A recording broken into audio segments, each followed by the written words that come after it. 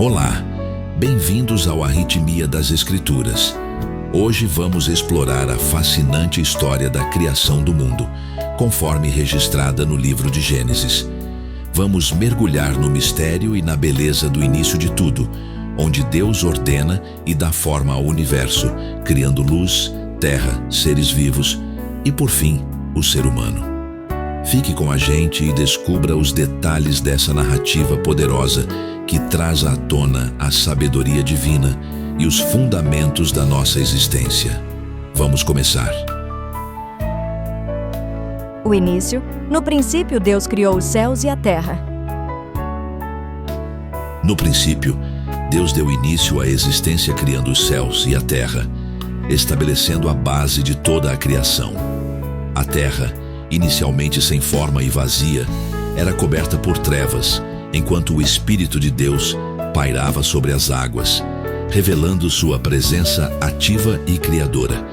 Esse momento simboliza o início absoluto, quando o infinito e eterno Criador trouxe ordem ao caos e deu propósito ao vazio.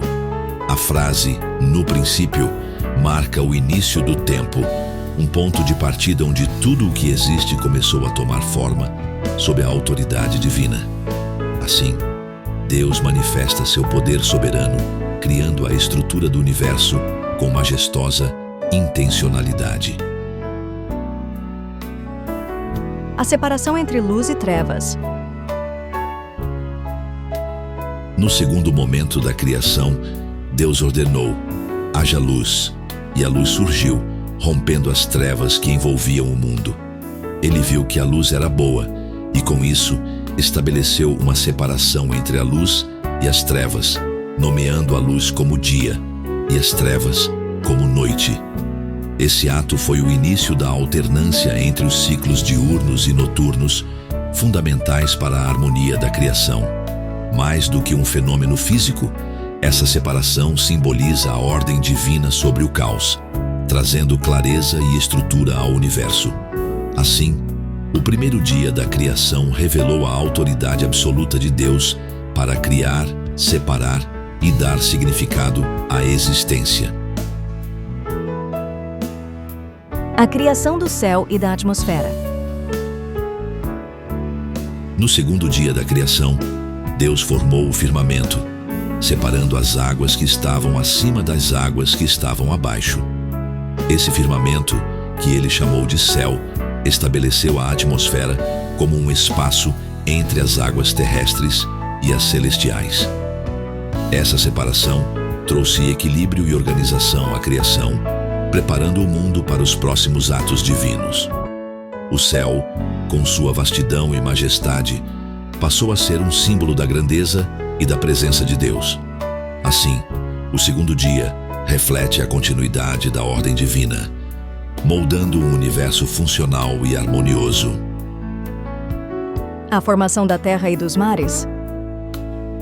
No terceiro dia da criação, Deus reuniu as águas em um só lugar, permitindo que a terra seca emergisse. Ele chamou a porção seca de terra e as águas reunidas de mares, estabelecendo os limites entre ambos.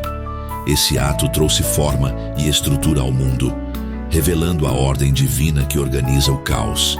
A partir dessa separação, Deus preparou o solo fértil para sustentar a vida que viria a seguir.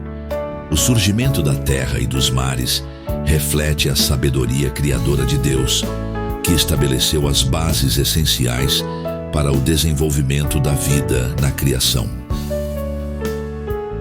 O surgimento da vegetação.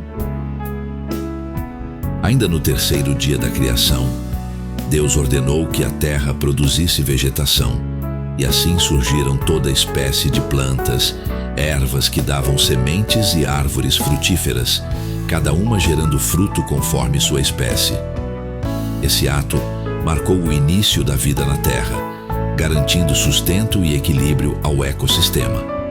A vegetação, com sua diversidade e abundância, não apenas embelezou a criação, mas também preparou o ambiente para os seres vivos que seriam criados. Esse momento reflete o cuidado de Deus em prover recursos essenciais, demonstrando sua perfeição ao criar um mundo funcional e interdependente. Criação dos luminares. No quarto dia da criação, Deus trouxe ao firmamento os luminares celestes, o sol para governar o dia, a lua para governar a noite e as estrelas para adornar os céus. Eles foram criados para separar a luz das trevas, marcar o tempo e estabelecer os ciclos de dias, meses e anos. Mais do que fontes de luz, os luminares foram um reflexo da ordem divina, orientando a vida na Terra e garantindo estabilidade ao cosmos. Com beleza e propósito, Deus colocou esses astros em perfeita harmonia, revelando sua soberania e a grandiosidade de sua obra criadora. Os seres aquáticos e aves. No quinto dia da criação, Deus ordenou que as águas se enchessem de seres vivos, e assim surgiram as criaturas marinhas, desde os pequenos peixes até os grandes monstros marinhos. Além disso, Deus criou as aves para que voassem sobre a terra, nos céus, dando-lhes a capacidade de se multiplicarem e povoarem os ares. Com esse ato, Deus trouxe uma rica diversidade de vida, preenchendo os mares e o céu com suas criaturas, todas destinadas a viver de acordo com suas ordens. A criação desses seres também destacou a bondade de Deus que, ao dar vida aos elementos da natureza, demonstrou o equilíbrio e a harmonia que regem o mundo criado. Os animais terrestres.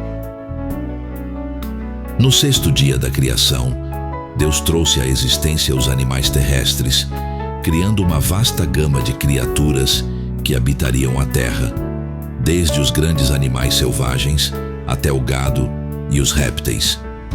Cada um foi feito conforme sua espécie, refletindo a diversidade e a complexidade do mundo natural. Ao criar os animais, Deus demonstrou seu poder e criatividade, dando vida a seres com diferentes formas, comportamentos e habitats. Esses animais, assim como as outras formas de vida, foram designados para viver em harmonia com o ambiente, cumprindo o plano divino de um mundo equilibrado e interconectado. A criação do ser humano. No sexto dia, Deus deu um passo singular na criação, criando o ser humano à sua imagem e semelhança. Ele formou Adão, o primeiro homem, a partir do pó da terra, e soprou em suas narinas o fôlego da vida, tornando-o um ser vivente. Posteriormente, Deus criou Eva, a mulher, a partir de uma costela de Adão, estabelecendo a primeira união humana. O ser humano foi colocado no Jardim do Éden, com a missão de cuidar da terra e de todos os seres que nela habitam. A criação do ser humano, distinta de todas as outras criaturas, reflete o relacionamento único entre Deus e a humanidade, conferindo ao homem o domínio sobre a criação e a capacidade de refletir a natureza divina. A ordem de frutificar e governar a terra. Após criar o ser humano, Deus os abençoou, dizendo-lhes: sede fecundos, multiplicai-vos, enchei a terra e sujeitai-a, dominai sobre os peixes do mar, sobre as aves dos céus e sobre todo ser vivente que se move sobre a terra.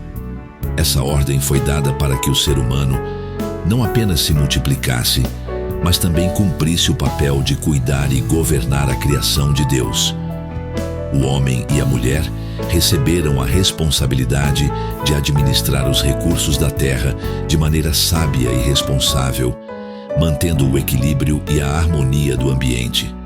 Essa instrução reflete o propósito divino de que a humanidade colabore com Deus na preservação e desenvolvimento da criação. O descanso de Deus no sétimo dia. Após a criação de todas as coisas, Deus completou sua obra nos 6 dias e no sétimo dia ele descansou. Esse descanso não foi devido à exaustão, mas sim uma pausa divina para contemplar e aprovar a perfeição de sua criação. Deus santificou o sétimo dia, tornando-o um dia de repouso e de bênção, estabelecendo assim o princípio do sabá, o descanso semanal. Esse ato de descanso simboliza a satisfação divina com a obra criada e a importância de equilibrar o trabalho com o descanso, uma lição de ritmo e harmonia na criação. Deus planta o Jardim do Éden. Deus criou o Jardim do Éden como um lugar perfeito e abundante, onde o homem e a mulher poderiam viver em harmonia com a natureza e com Ele. Ele plantou no jardim diversas árvores que eram agradáveis aos olhos e boas para o alimento, incluindo a árvore da vida e a árvore do conhecimento do bem e do mal. O Éden foi preparado para ser um paraíso, um espaço de comunhão direta com Deus, onde Adão e Eva poderiam viver em plenitude, sem pecado. Deus colocou o homem no jardim para cultivá-lo e guardá-lo, proporcionando-lhe tudo o que fosse necessário para uma vida abundante. Assim, o Jardim do Éden se tornou o primeiro lar humano, um símbolo do cuidado e do plano divino para a humanidade. Na história da criação, há muitos aspectos que não são abordados diretamente, como o fato de Deus ter escolhido 6 dias para criar e descansar no sétimo. A questão do tempo na narrativa pode ser interpretada de várias maneiras, e o impacto das criações no futuro, como o surgimento do pecado, não é mencionado. A redenção, por exemplo, é revelada na Bíblia como o plano divino para redimir os pecados da humanidade, através de Jesus Cristo, oferecendo perdão e restauração ao relacionamento com Deus. Esses pontos são apenas suposições e diferentes interpretações podem ser debatidas ou questionadas nos comentários, pois a compreensão das Escrituras pode variar conforme a perspectiva de cada um. Obrigado por acompanhar até aqui. Se você gostou dessa reflexão, não esqueça de curtir, comentar e compartilhar com seus amigos para que mais pessoas possam ser tocadas por essas mensagens. Aproveite para continuar maratonando nossos vídeos. Tem muito mais conteúdo inspirador esperando por você.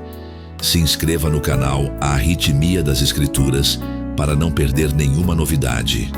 Até a próxima e que a paz de Deus acompanhe todos vocês.